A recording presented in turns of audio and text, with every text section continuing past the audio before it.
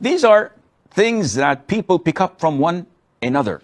And this is unfortunate.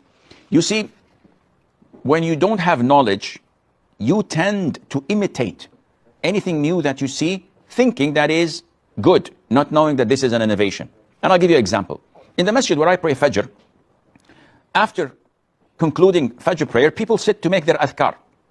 There was a particular individual that after doing his adhkar, all of a sudden he falls, prostrating for about a minute or two, prolonging this prostration, and then he stands up and leaves.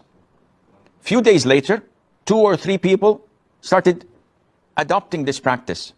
And all of this is because they saw that person and they thought, Shaitan comes to them and he makes them think that, whoa, what a nice form of showing your humbleness to Allah Azza wa Jal. Not knowing that this is an innovation.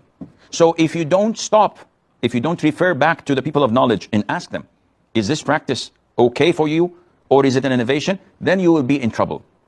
Likewise, when people burp, so this burping is the result of a full stomach. And when you have a full stomach, this calls you to praise Allah. So whenever you burp, you say Alhamdulillah. What about if you yawn? So if you yawn, this is the result of being tired.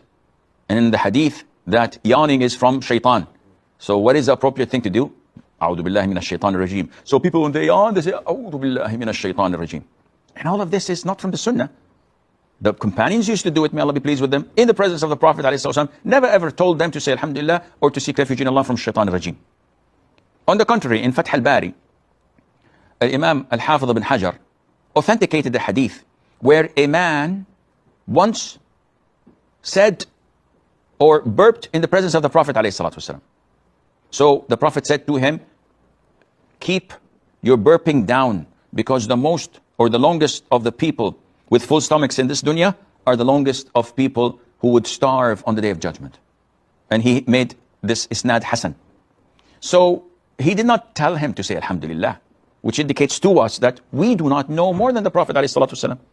And hence, it is a wrong practice to burp and say Alhamdulillah, to yawn and say A'udhu billahi minash shaitanir rajim, to forget something and say Allahumma salli wa sallim ala Muhammad.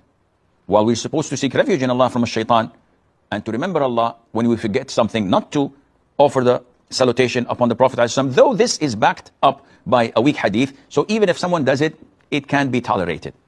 But to say Alhamdulillah or A'udhu billahi minash shaitanir rajim, this is not from the Sunnah, and Allah Azza wa Jal knows best.